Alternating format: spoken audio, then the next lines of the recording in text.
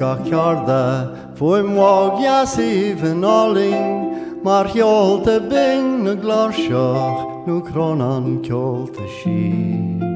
Tá si ag éri yn arge ag neart o gwys ag ardw tá nhw ag éri lodger chi o togwing y gwi. Ceir de Sean o'r jimpol ag ciol taracht sa sisgo wil marwl teacht minching nhw yn nashling o'n glor. Ni ha charge Tá'n gof seo yn sgach cearda tá teangaí bhing ar mothair ag y múscail sin mhuió.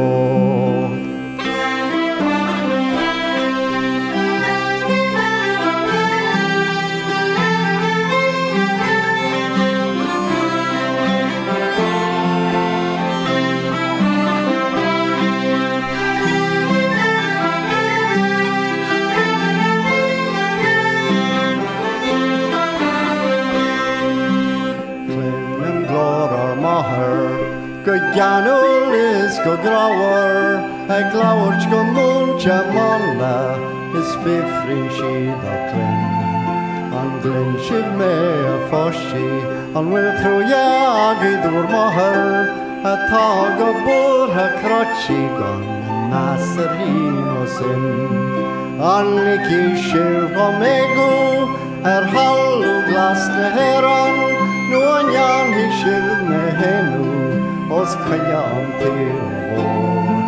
An ffragre teacht go lodger, ni bwyl dych chwiha waher, ys beit o ffos go blachwar, ys fyrin mar ffodwi o.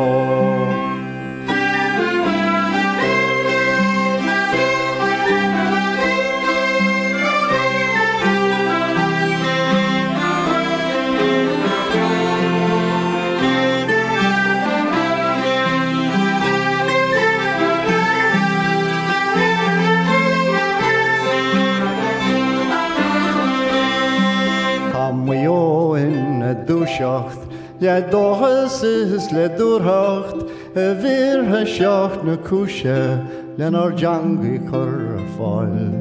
Tá solas geal na Gaeilge ag bracú ar na spéirtha, is binne ceol na nénlaí ag go fúgairt dúinn an lá.